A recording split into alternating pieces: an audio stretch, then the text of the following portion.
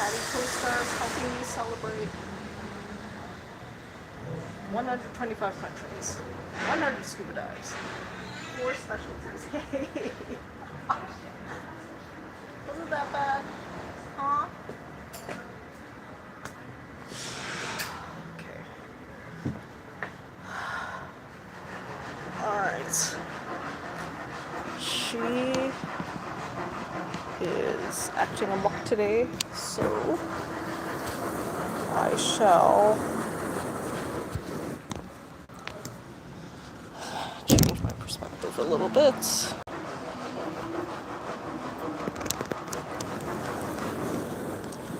To something else. Something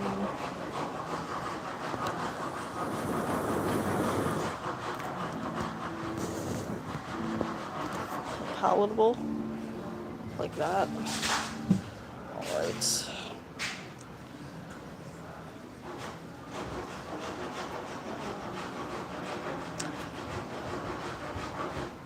Wait a second.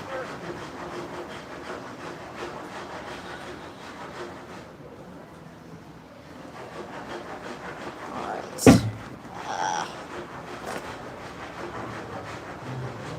Here's a better shot, or here's, okay. You'll probably recognize babesicles from the BT Sync 2.0 I Want You Back crossover choreo, because she was my co-star. And of course, as soon as I decided to vlog, there's a lot of ambient noise, but I guess it is what it is. Okay, I'm gonna speak above the ambient noise now. I've built a relationship with several of the neighborhood cats over these couple weeks in Turkey, and they've been a dopamine delight because I've just been going straight country to country to country, and I've barely even had time to do classics like vlogging. I've been waiting till essentially my last days in order to fit everything in. Dance is my second last priority. Vlog is my last priority. And even some of the dancing has been wildly opportunistic. Yesterday, my baby cakes, my babesicles, actually behaved for quite a while. Only one good take. She actually sat for 3 separate occasions in that location on the catio while I was dancing. But the first, I accidentally deleted. Quick trigger finger.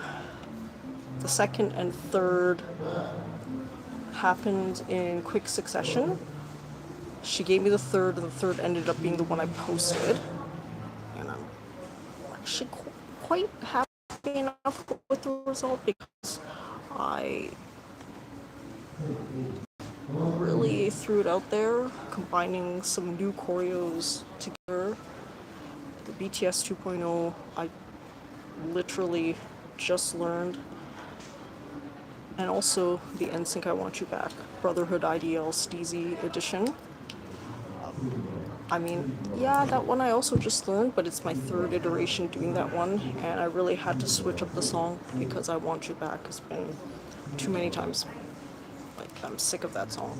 It's part of the problem with choreographing, dancing to these songs. I have to like the song enough in order to keep doing it, and I Want You Back 3 times in a row, it's too much. So then I actually swapped over to BTS 2.0, but I felt, and it made sense to actually do the BTS 2.0 choreo. So that iconic opening.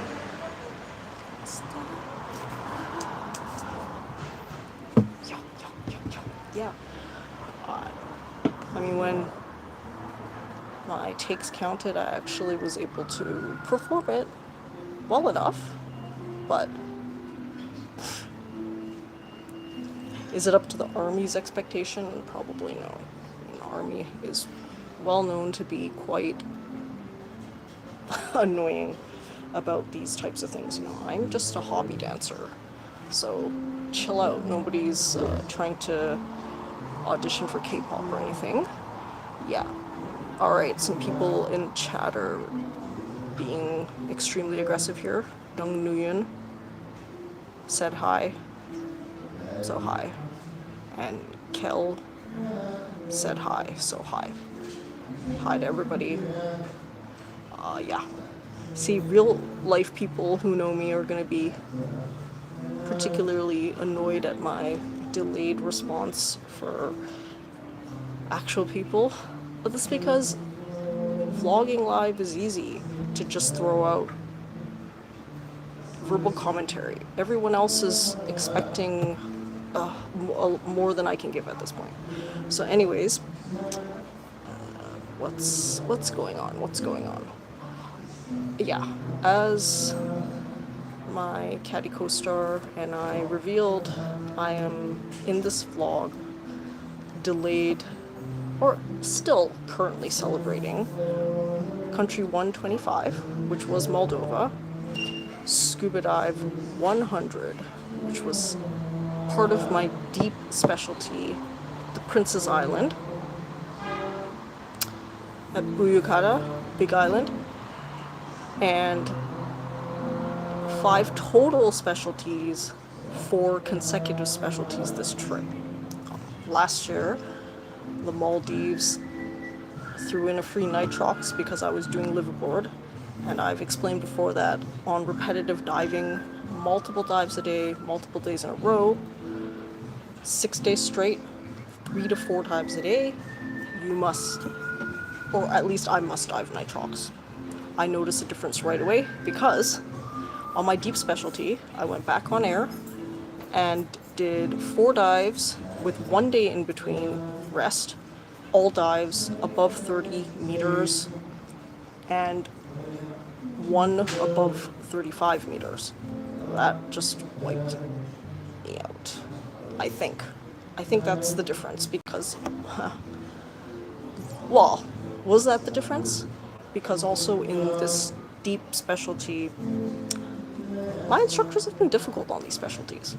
My instructor made me compass guide through, at some points, no to low visibility in a simulated emergency, which I kept repeating to him that I am but trying to be a master scuba diver, which is different than a dive master. A dive master is the entry-level professional. Master scuba diver is the highest level recreational. I am but a hobbyist in everything. Hobbyist dancer, hobbyist scuba diver, hobbyist adventurer, hobbyist special adventure coming up in a country yet to be named. Wow, they're playing music in the background. Fairly melancholy, which is counter to the vibe of what I'm trying to set. This is about a celebration. But anyways, maybe I'll vlog more tomorrow. My hair's looking good.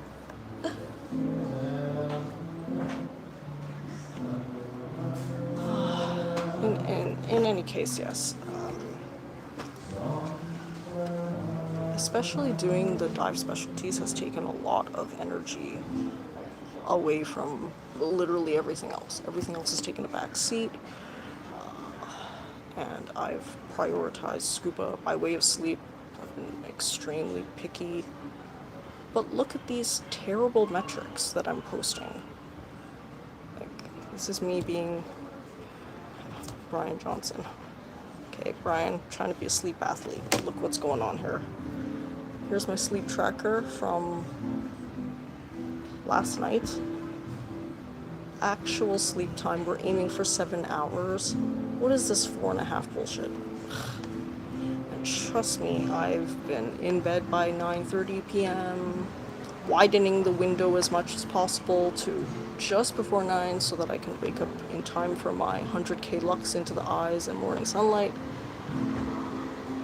I have had an ongoing discussion with ChatGPT about this, and essentially sleep just takes mostly a massive nosedive for high performers before big events. It just is. They've done statistics on it. More than 2/3 of gold medal winners, NBA champions, record breakers of all kinds report terrible sleep the night before a big event, even though they know they should sleep. That's the self-feeding cycle of knowing that you should, trying to in some ways strong arm and force it, and having it be even worse. I've adopted second best protocol, which is controlling a controllable, which is NSDR, non-sleep deep rest, and that has normally worked, but still,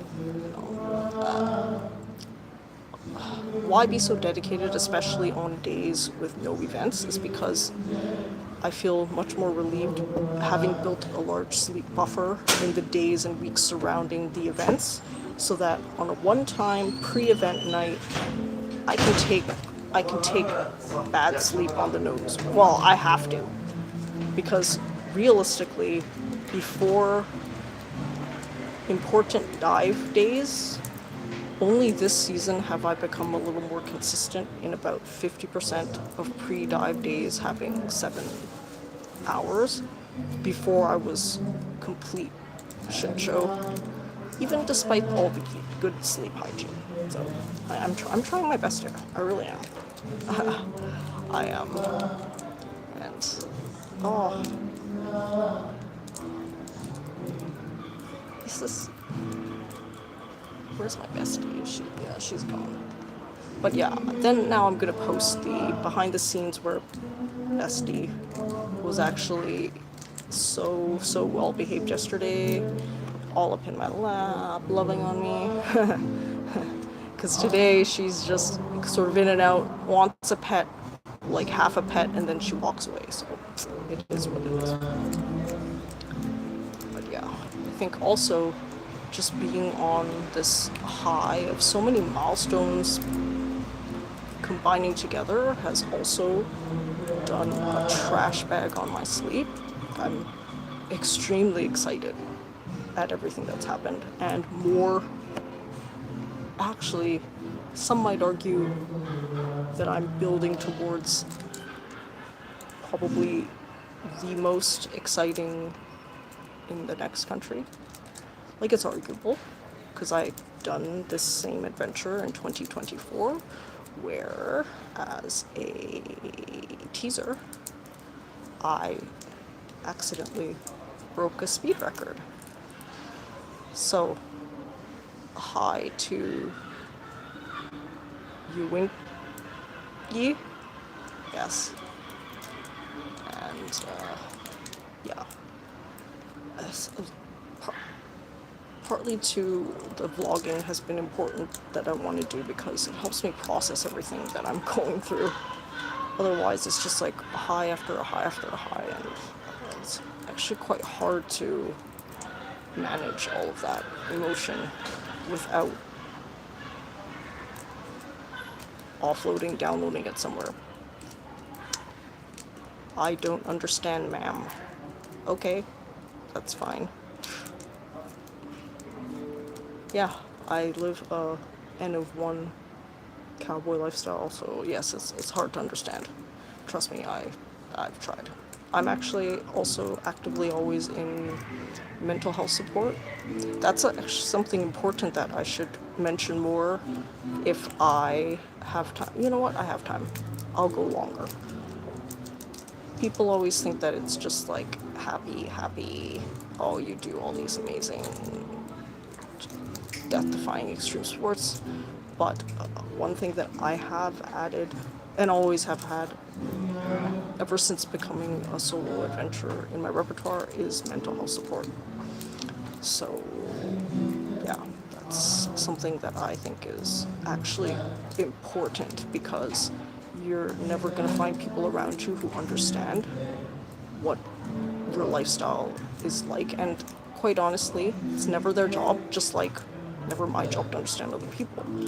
More important is to seek out the right people, and even if the therapists have never themselves been active in adventure sports or adventure traveling, they can help me come up with emotion management plans, risk mitigation plans. Which country are you from? Okay, so small detour. I'm from Canada. I was born in Canada, but my parents are from Hong Kong. Yeah, that's why I look Asian, because I am Asian, but I was born in Canada. Yes. And then back to the topic at hand. I also have people around me who maybe have never been as far deep into the lifestyle that I'm in, but they know enough. So I bounce ideas off of them all the time. And I'm happy that I have those outlets, as I've explained before. And it's the first little while that I've been talking about it. So my mom died, and she was actually someone who quite understood my lifestyle, lived it, part of it with me. My brother, my mother, and I, under my vision, actually explored 60 UN countries and all 7 continents. So she was part of it, and in some ways, I think scuba has replaced her. Yeah, I really hard drove myself into scuba after she died, partially as a logistic reality, because when I was guiding them, my mother and brother around, I was a licensed scuba diver, but I never prioritized scuba. Now that I'm doing more solo and sibling travel, I mean, even with my sibling, I do prioritize the trip over scuba, but I have so many countries that I travel by myself that I am scubaing literally every country that I can go, even countries where people expect there to be none. Ah, you're from Myanmar. Yes, I've been to Myanmar, Rangoon, Yangon. I was there and did a little side excursion to Dili by myself across the river. But yes, I was in Myanmar as soon as it became a democracy. I know now there's a lot of problems happening in Myanmar, but I mean, such goes the world, right? I'm uniquely understanding of dropping into a country that has absolutely no legal safety structure and just making it work. And that's partially why I need the mental support, because like, who am I going to talk to about that? Like, there's a lot of things, as much as I'm living my dream life, that happen on a day-to-day basis that people just have no fucking clue. They'll just watch me dancing BTS and think, wow, you live a perfect life. Nobody lives a perfect life. I mean, I'm winding down on time now, and they're playing music to interlude me out, but essentially, nobody lives that perfect life. Life is just about picking the lifestyle where you can handle the problems. So I love the problems that I have more than I would love any other problems that anyone else has. So that's the long and short of it. And okay, this has been a longer vlog than I imagined. My catty co-star was only in the first maybe minute, but she encouraged me to verbally diarrhea out a lot. That has been happening. Maybe when I get to the airport, Istanbul airport, I'll be super early and I'll do a just deep dive. Right now, I'm thinking that I want to go to sleep early today. Is that what I want to do? Yeah, I do. Okay, so we're good. Good from Istanbul.